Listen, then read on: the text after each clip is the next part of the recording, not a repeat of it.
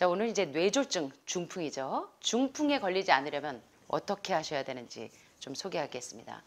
당신이 진정으로 뇌졸중에 걸리지 않으려면 이번 시간의 강의 내용은 기적을 낳는 온전한 채식의 김평호 박사님의 그 많은 통계 데이터, 논문 데이터를 통해서 여러분들이 확신을 얻게 되시길 바랍니다.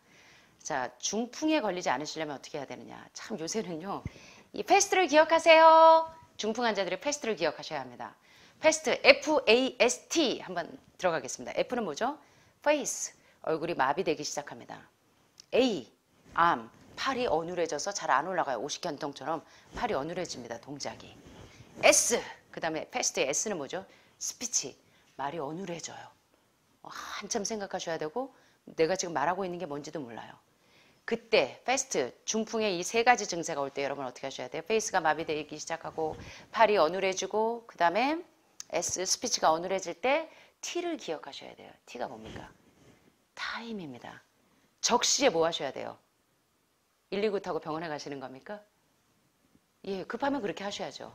빨리 뇌혈관이 지금 막 그럴 때는 그러셔야 되지만 그때 여러분 여기 요새 많은 이 의료인들이 여기 보내시는 이유가 뭐냐면 그때 뭐 하셔야 돼요? 뇌혈관 막혀서 뇌동맥류 있는 거 뚫어주셔야 돼요. 뭘로 뚫어요? 해독식으로 뚫으셔야죠. 자연치유의 수술과 항암과 방사선이 있다면 해독식입니다. Cancer, detox is the answer. 암은 무엇이 답이다? 암은 뭐가 답이다? Cancer, detox is the answer. 뭐가 답이다? 디톡스가 답이다. 디톡스가 뭐예요, 여러분? 해독이 답이에요. 왜 많은 유수한 암 환자들을 잘 회복시키는 기관들에 가면 다 해독을 하시는지 이해하셔야 돼요. 1단계 장폐색을 위암이건 폐암이건 유방암이건 전립선암이건 뭐부터 뚫어요? 대장폐색부터 뚫어요. 예, 대장이 다 막혀 있어요. 예, 그래서 장폐색을 먼저 뚫습니다. 그래서 장폐색을 해독을 하기 시작하고 대장을 해독하고 그 다음에 이제 암 환자들의 공통점이 기생충이 바글바글 하십니다.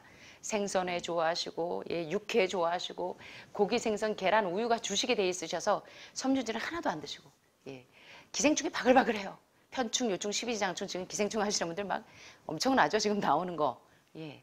40일 동안 클락 박사의 기생충 해독을 합니다.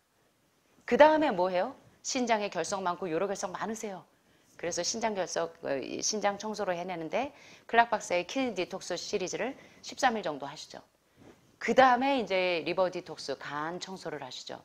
그래서 이제 간 청소 2주 정도 하시고 맨 마지막에 여러분의 콜레스테롤이 범인이기 때문에 그 콜레스테롤을 다 해독하기 위한 혈관 청소를 하기 시작합니다. 혈액을 청소합니다. 그래서 천연치료제들로 이런 방법들로 하시는 분들이 많고 요새 뭐 통합의학이나 대체의학병원이나 뭐 기능의학에서도 5단계 해독을 하시는 데들이 많죠. 그래서 이런 해독을 1년에 이제 2차례 정도 많은 암 환자들이 계속적으로 하시면서 해독 음식과 영양 음식을 균형을 잘 맞춰가면서 하시기 때문에 재발 전이 없이 여러분들이 안전하게 가실 수가 있는 겁니다. 자, 그런데 자, 뇌졸중에 평생토록 뇌졸중에 걸리지 않으시려면 어떻게 하셔야 되냐면 어떻게 뇌졸중을 예방하신다? 자, 고섬유질 섭취. 섬유질이 어디에 다 들어있습니까? 고기에 들어있을까요? 생선에 들어있을까요? 어디에 들어있을까요? 여러분들이 그렇게 즐기시지, 친하지 않았던 어디에 들어있어요? 채소하고 과일에 들어있습니다. 고섬유질 섭취가 바로 뇌졸중을 예방하고 치료합니다. 자, 오늘 아주 구체적인 예가 나와요. 어떻게 먹으면 뇌졸중을 실제로 예방하고 치료가 되는지. 자, 섬유질 섭취가 어떤 질병을 예방하는 것과 관련이 있다는 생각은 40년 전부터 이미 제시되었었습니다. 그런데 오늘날도 지금 하버드 의대도 존스 홉킨스도 유명한 의대들이 지금 이 섬유질, 특별히 곡류에 들어있는 IP6가 얼마나 중풍을 치료하는데 이 그 멘탈 사인을 하이하게 하면 바이탈 사인도 하이 되는 거 아시죠? 멘탈 사인이 건강하려면 공황장애 또는 뭡니까 우울증, 조울증 이런 것부터 시작해서 뇌동맥류, 뇌혈관이 막히지 않게 뚫어주는 역할을 하는 게 뭐냐면 바로 고섬유질 식사 가운데 이 통곡류들이 굉장히 중요한 요소이고 햄프씨, 아마씨, 치아씨가 굉장히 중요한 요소라는 거 많이 발표하고 있잖아요. 자, 오늘날 일반적으로 고섬유질 식사가 비만도 치료하고 당뇨병도 치료하고 심장병, 중요한 것은 뇌졸중, 중풍을 예방하고 치료한다는 것입니다. 자, 뇌졸중은 세계적으로 두 번째로 이 많은 사람을 죽게 하는 흔한 질병입니다. 특별히 중풍은 사람들을 제일 많이 불구로 만드는 안타까운 병이죠. 근데 이 중풍 환자들이 식단을 바꿔주면 패스트 증세가 오기 시작할 때 바로 해독식을 들어가면서 회복되신 분들이 상당히 많습니다. 그래서 여기 나무 신고 가신 분도 있어요. 자, 그러므로 이 뇌졸중을 예방하기 위해서 이제 어떻게 하셔야 되냐면 바로 섬유질을 얼마나 많이 섭취하느냐가 뇌졸중을 예방하기도 하고 치료하기도 하는데요. 자, 이제 구체적으로 들어가겠습니다.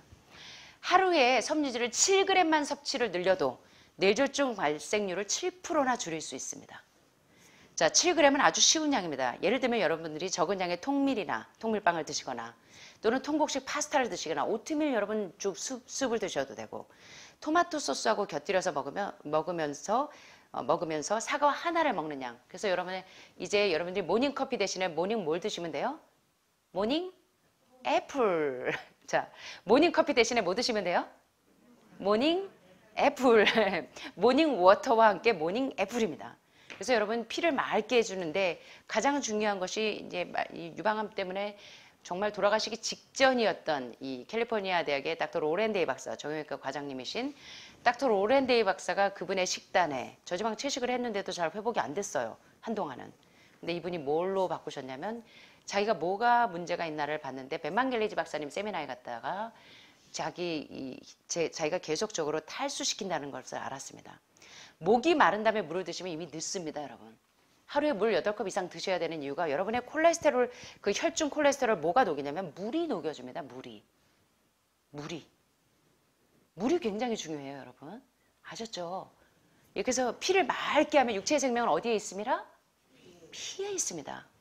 피를 맑게 하는 데서부터 여러분이 건강의 시작이라는 거 잊지 마세요. 그래서 여러분이 쓰러지면 병원에 가시면 무슨 주사 맞아요? 수액과 전해질 주사 맞죠? 수액과 전해줄로 여러분의 이 pH 균형을 맞추는 것처럼 수액은 뭐예요? 물입니다, 물. 여러분이 왜 병이 왔냐면 세포의 탈수에서부터 병이 와요. 근데 물을 하루에 8컵에서 10컵 잘 마시는데요. 그래도 여러분들이 수분결핍 증세가 나온다. 가장 유명한 암 전문 박사인 그 모리스다 게이츠 박사가 한 유명한 얘기가 있잖아요. 예. pH가 지난 시간에도 공부하셨잖아요. 오토 월버그 박사님. 이 암을 연구하시는 분들이 오토 월버그 박사님을 모르면 간첩이죠. 오토 월버그 박사님은 노벨상 수상자로 유명하신 분인데 암 환자들이요. 이 pH를 알카리성 환경 하에서는 어떤 질병도 발생할 수 없습니다. 알카리성 환경 하에서는. 그래서 여러분이 pH를 7.45로 약 알카리화 시키는 게 굉장히 중요합니다. 아직도 산성 체질이시라 그러면 여러분 긴장하셔야 돼요. 빨리 여러분의 물을 하루에 8컵에서 10컵 정도의 물을 잘 마시면서 수액의 균형을 맞추시고 그 다음에 이제 해독을 하시면서 미네랄 수치가 많이 암 환자들은 공통적으로 미네랄이 많이 부족하십니다. 전해질 수치가 많이 떨어져요. 그래서 수액은 물로, 전해질은 뭘로? 고미네랄 소금으로 균형을 맞추셔야 돼요. 근데 일반적으로 식사하실 때는 소금을 굳이 따로 드실 필요가 없습니다. 언제? 해독식하고 과일 먹고 해독할 때. 그때는 미네랄 저혈당 증세가 오면 그때는 미네랄 조금 드셔야 된다는 얘기예요. 이해되시죠? 수액과 전해질로 여러분의 pH 균형을 맞추는 것은 치료의 시작입니다. 그래서 하루에 물 8컵 이상 드시는 거 절대 잊지 마세요. 예, 그래서 이렇게 정화시키는 물도 먹지만 이온화된 물은 독소가 많으신 분들은 끓인 물, 이온화된 물을 하루에 3, 4컵을 추가적으로 또 드시면 더 좋습니다. 아셨죠? 제가 매 강의에 요런저런 계속 뉴스타트가 들어갈 때마다 여러분들이 잘 참고하시면 좋겠습니다. 자, 하루에 7g만 섬유질 섭취를 누려도 뇌졸중 발생률을 7%나 줄일 수 있습니다. 자, 그런데 이런 섬유질이 무슨 작용을 하냐면 여러분의 콜레스테롤 수치를 떨어뜨립니다. 자, 그러면 여기서부터 회복이 시작되는 거예요. 콜레스테롤은 무슨 덩어리일까요? 지방 덩어리죠. 지방 덩어리죠. 지방을 유화시키는 데 가장 좋은 것이 도마도하고 콩이죠. 그리고 섬유질입니다. 그래서 콜레스테롤과 혈당, 여러분 당뇨병이 설탕인 줄 아시는데 당뇨병의 범인은 누가 당뇨병의 범인이에요? 지방이 범인이다. 우리 한번 따라해 보실까요? 지방이 범인이다. 여러분의 모든 병의 원인이 지방입니다. 콜레스테롤입니다. 이걸 누가 줄여주냐고 보니까 섬유질이에요. 섬유질이. 뇌혈관에 막혀서 뇌동맥류 있는 분들, 지난번에 오셨던 간호사분도 뇌동맥류로 오셨는데 해독식하니까 다 뚫려요. 이게 뭐예요? 섬유질이 콜레스테롤과 혈당을 낮추고 지방을 분해합니다. 이거를 여러분들이 계속적으로 명심하면 좋겠습니다. 자, 섬유질 섭취를 늘리다 보면 당연히 섬유질이 어디에 들어있어요? 채소에 들어있죠. 과일에 들어있죠. 채소 양은 늘게 되고 그러면 대신 칼로리가 많은 것은 다 어디에 들어있습니까? 대개 육식이나 고기, 지방에 많이 들어있죠. 이걸 줄이게 돼요. 육식이나 지방은 줄이게 되고 칼로리를 줄이게 되면 소화가 촉진되면서 담즙 분비도 원활하게 되고 비만증도 없어지게 되고 또 혈압 수치도 떨어지고 온몸에 감염을 줄이게 해줍니다. 그래서 여기 오셔서 저녁에 과일식 했더니 당뇨병약, 혈압약 30년, 40년 드시던 분들이 오셔서 한 일주일, 2주일, 3주일 지나가면 혈압이 뚝뚝 떨어져요. 예. 혈당 수치가 뚝뚝 떨어져요. 인슐린 저항성이 다 회복이 됩니다. 그래서 상고병 특효약은 저녁 과일식이라는 별명이 있잖아요. 하늘마을 오신 분들이 별명이 있습니다. 상고병약을 30년, 40년 드셨는데 혈압약 30년, 당뇨약 40년 드시던 분들이 저녁에 과일식 하니까 혈압이 보니까 90이에요. 이 혈압약 먹었다가는 쇼크가 오게 생겼어요. 그 당뇨약 먹으려고 보니까 당이 100이에요. 70에서 110은 공복 혈당이 정상인 거 아시죠? 그런데다가 당뇨약을 드시면 어떻게 되겠어요? 완전히 저혈당이 와가지고 쇼크 오겠죠. 그래서 여러분들이 늦은 저녁 식사가 얼마나 위험한지를 아셔야 돼요. 그래서 저녁은 가장 간단하게 하늘마을처럼 과일만 드시는 게 여러분이 아침, 점심은 영양식으로 잘 드시고 저녁에는 해독식을 해주시면 아침에 되면 백가죽하고 등가죽하고 달라붙는 것처럼 배가 고프시면 해독이 제대로 되는 겁니다. 예. 아직도 배고픈 증세를 못 느끼신다면 여러분 좀 굶으셔야 됩니다. 죄송하지만 해독식 더 하셔야 됩니다. 자, 섬유질은 육식에는 전혀 없고 채식에 많이 있는 것을 기억하셔야 합니다.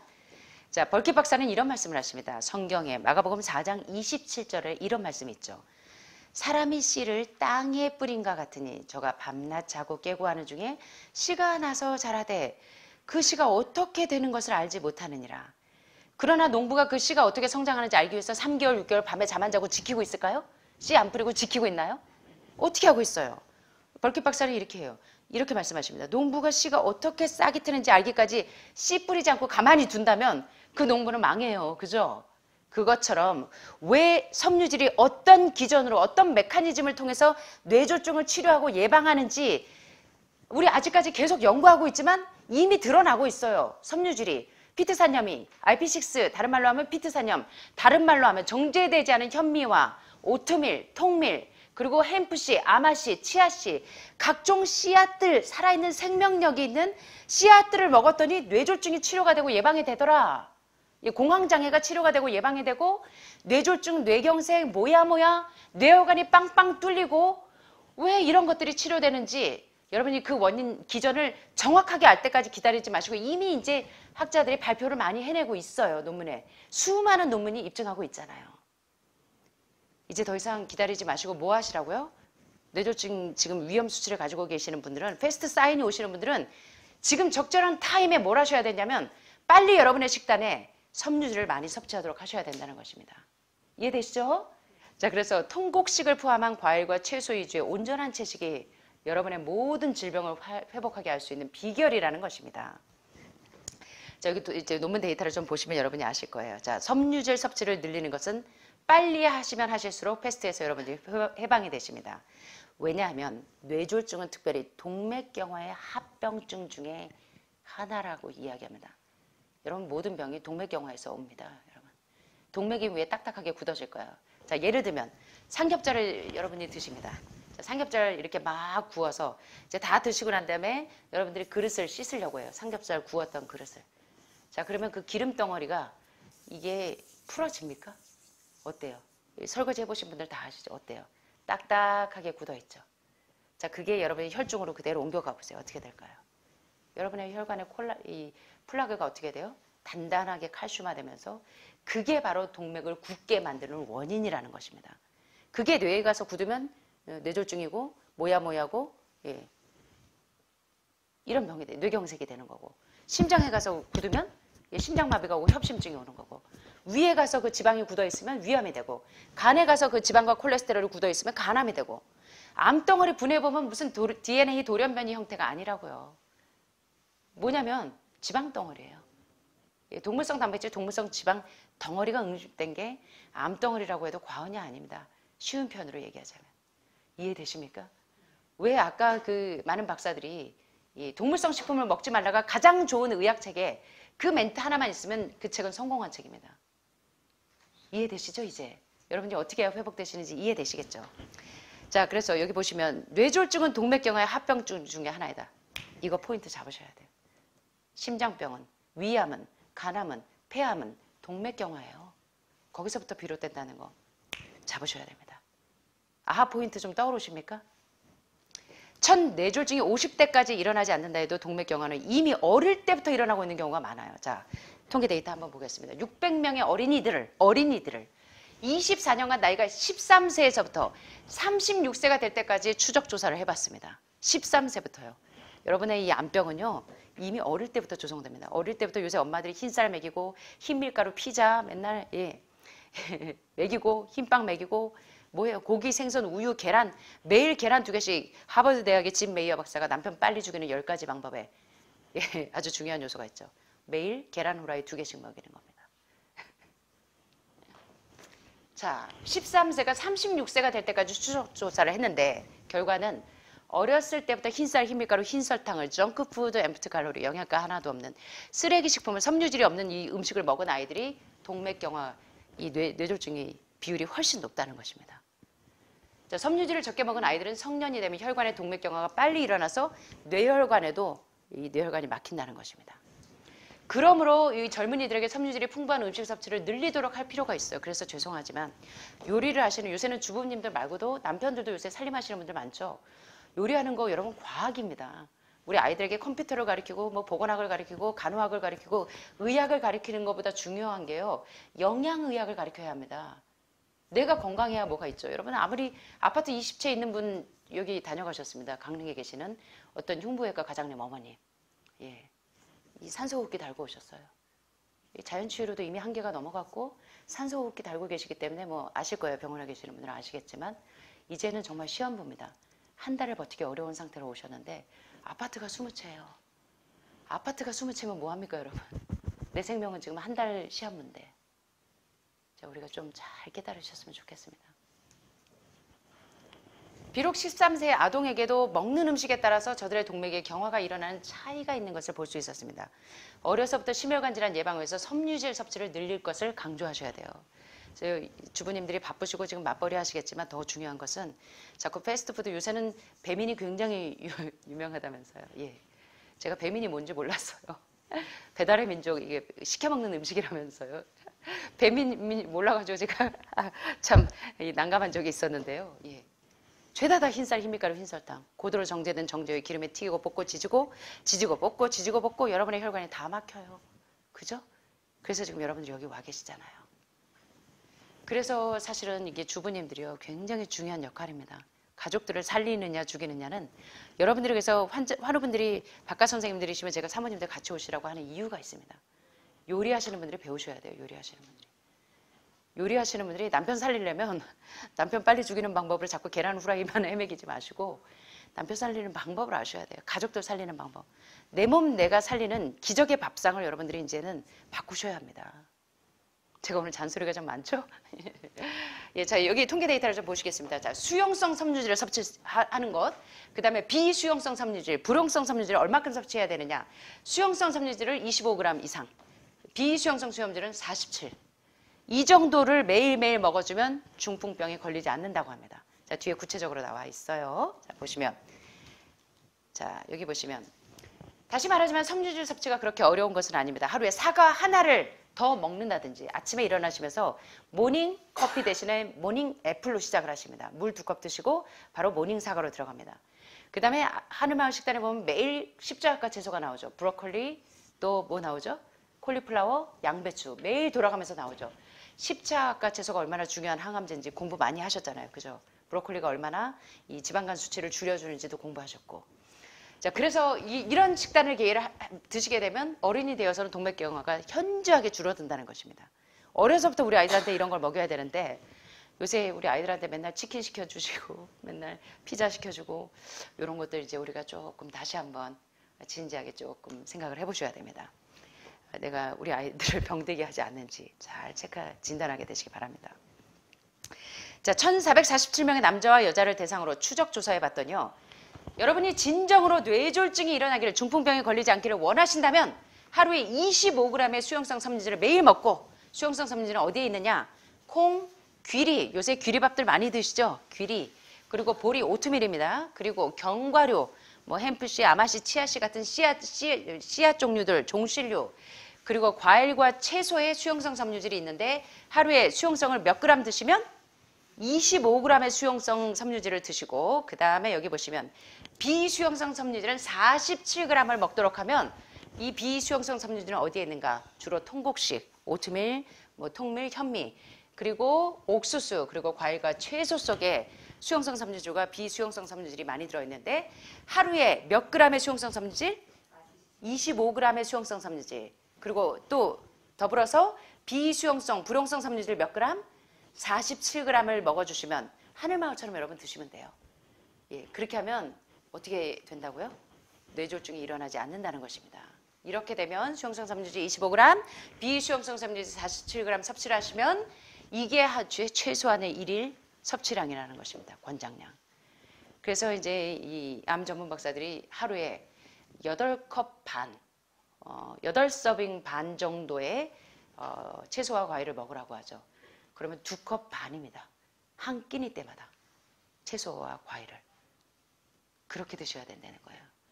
자, 진단해 보시면 여러분들은 고기 생선은 매일 계란 후라이도 드시고 햄도 드시고 소고기, 닭고기, 돼지고기 드셨지만 고기하고 채소는 거의 이런 비율로 안 채소하고 과일은 이런 비율로 안 드셨었죠. 그래서 식단을 바꾸시라는 겁니다. 식단의 개혁이 일어나야 you are what you eat. 당신이 먹은 음식이 지금 현재 당신의 몸을 만들었어요. 그래서 히포크라테스 의학의 아버지 히포크라테스가 한 얘기가 뭐냐면 음식으로 고치지 못하는 병은 약이 쓸데없다는 것입니다. 이해되시죠? 음식이 약이 되게 하고 약이 음식이 되게 하는 의식동원 식사법으로 여러분들이 돌아가셔야 된다는 것입니다. 자, 그래서 우리가 이제 과학자들이 실험을 통해서 발견한 우리가 먹어야 될 하루 섬유질 섭취량이 이렇게 수용성 25g, 비수용성 47g을 매일 먹어주면 이 중풍이 걸리지 않는다는 것입니다. 그리고 기억하실 것은 고기 속에는 섬유질이 아무리 고기가 찌글찌글해도 고기에는 섬유질이 전혀 1도 없다는 거 기억하시라는 겁니다. 마지막입니다. 켈로그 회사에서 여기 누군지 아세요? 켈로그 콘프레이크에 만드신 켈로그 박사이십니다. 근데 지금은 이제 켈로그 콘프레이크에 설탕이 들어가고 막 여러 가지 조금 변종이 됐는데 원래 시초에는 그러지 않으셨어요. 완전한 통밀이나 오트밀로 만드셨었습니다. 자, 켈로그 회사에서 연구비를 제공한 어떤 학자가 불평하기를 아니 어떻게 섬유질을 이렇게 많이 먹어요 하면서 불가능하다고 불평을 했어요. 고기 생선은 얼마든지 드시는데 과일 채소는 드시기 싫은 거예요. 흰쌀은 얼마든지 한 공기 두 공기 먹을 수 있는데 현미쌀은 먹기 힘들다고 자꾸 불평하는 것입니다. 그러나 반대로 섬유질을 많이 먹으면 먹을수록 여러분에게 상고병인가 모든 암병은 빨리빨리 동면 상태로 들어갈 수 있다는 거 기억하시라는 겁니다. 네. 시리얼을 처음으로 제안하고 만든 켈로그 박사는 완전한 채식주의자입니다. 철저한 채식주의자고 지혜로운 사람들은 통계 논문 이 채식과 육식을 연구하면서 채식주의자가 되신 분들이 상당히 많습니다. 저희 연세대 보건대학원의 이 교수님들도 지금 채식으로 돌아가는 분들이 상당히 있습니다. 지금. 예. 그래서 이 담배 해독을 처음으로 경고하신 분이기도 하고 그리고 우리가 섭취하는 음식이 얼마나 최고의 중요한 영양의학이 되는지를 인정하신 분입니다. 그래서 여러분들은 특별히 켈로그 박사는 육식을 적게 하고 채식을 장려해서 이 켈로그 콘프레이크 시리얼을 만들었는데 여러분 지난 시간에도 강조한 것처럼 뇌졸중을 예방하기 위해서는 여러분 식단에 뭐가 들어가면 돼요?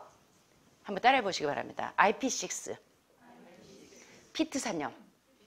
자, 이 피트산염은 굉장히 중요한 항암제이기도 항산화제이기도 한데 어디에 많이 들어있습니까? 정제되지 않은 곡류, 특별히 통밀, 흰쌀에 들어있어요?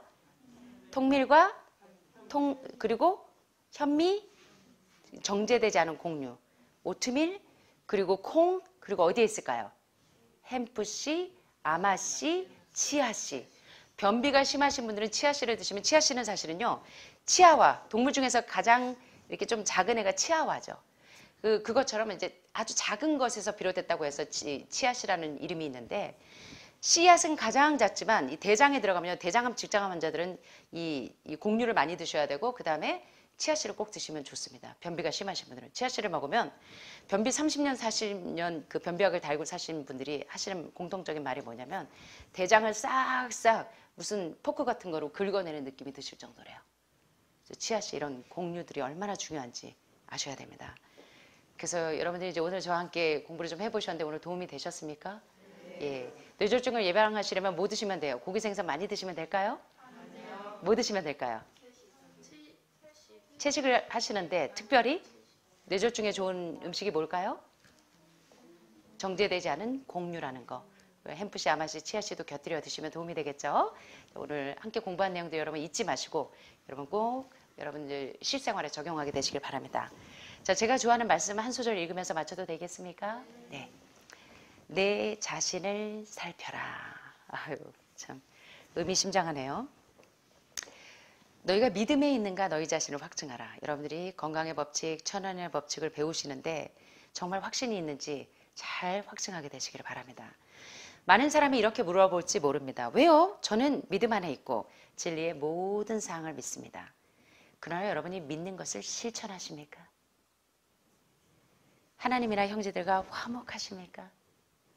진심으로 우리가 우리에게 죄 지은 자를 사해 준 것 같이 우리 죄를 사하여 주옵시고 라고 기도할 수 있을까요? 여기 오셔서도 아직도 누군가가 믿고 뚜껑이 열리게 만드는 일들이 있습니까? 잘 우리 자신을 진단하게 되시길 바랍니다. 우리의 마음에는 원한에 사무친 마음, 시기나 질투, 악한 추측이 조금 더 없을까요? 누구를 이겨먹어야 하는 경쟁심리, 특별한 은총과 명예를 위한 갈망, 그리고 최상권을 가지려는 소망, 아직도 이제 시한부 선고를 받으셨는데도 아직도 내가 내려놓지 못하고 있는 것이 무엇이 있는지 우리 자신을 참 면밀히 살펴보시면 좋을 것 같습니다. 자, 우리가 어떤 종류의 정신을 품고 있는지 내 자신을 살피는 것이 상당히 좋다고 말씀하십니다. 가장 견디기 어려운 상황에서도 여러분 저희도 뚜껑 열리는 일이 종종 있습니다.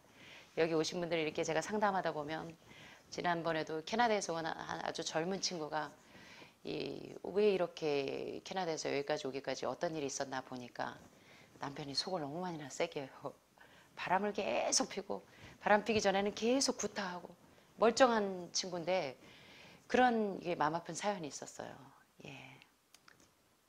지금 참 남모르게 이 마음 아픈 분들이 참 많으실 거예요. 여러분들 많은 사연들이 있겠지만 여러분들이 뚜껑 올라오는 일이 시어머니 때문에 혹은 남편 때문에 혹은 자녀들 때문에 혹은 주변의 친구들 때문에 혹시 자꾸 여러분들 뇌에 뚜껑이 자꾸 들썩이신다고 한다면 그런 모든 상황들을 잘 정리하게 되시길 바랍니다. 자, 그런데 가장 견디기 어려운 상황에서도 자꾸 뚜껑 열리지 말고 이렇게 하래요. 자, 어떻게 해요? 부드럽고 조용하게 말하는 것을 배우라고 하십니다. 우리의 말뿐 아니라 생각과 사상도 통제하라고 하십니다. 친절하고 예절 바른 모습. 예. 많은 사람이 큰 결핍을 인식하고 있습니다.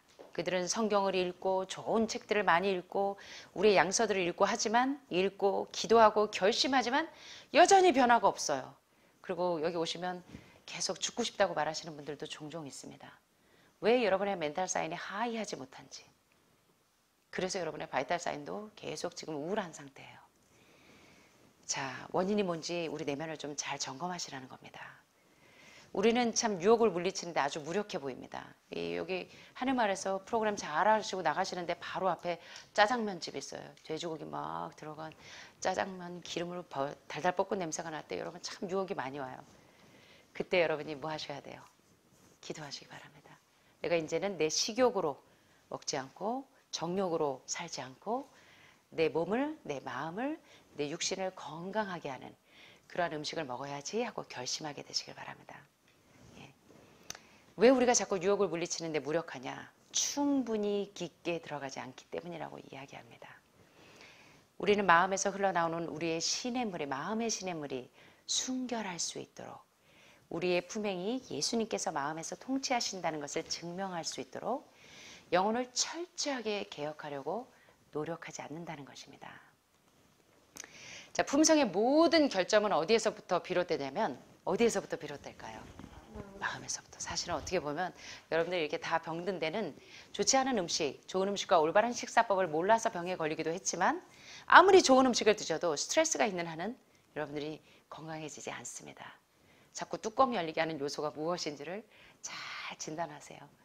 그래서 여러분들이 여기서 나가셔도 여러분의 이 환경이 변하지는 않습니다. 누가 변하면 될까요? 내가 변하면 되죠. 뚜껑이 열리지 않도록 조절하실 수 있는 힘이 있으셔야 됩니다. 자, 품성의 모든 결정은 어디에서부터 비롯된다? 마음에서부터 비롯됩니다.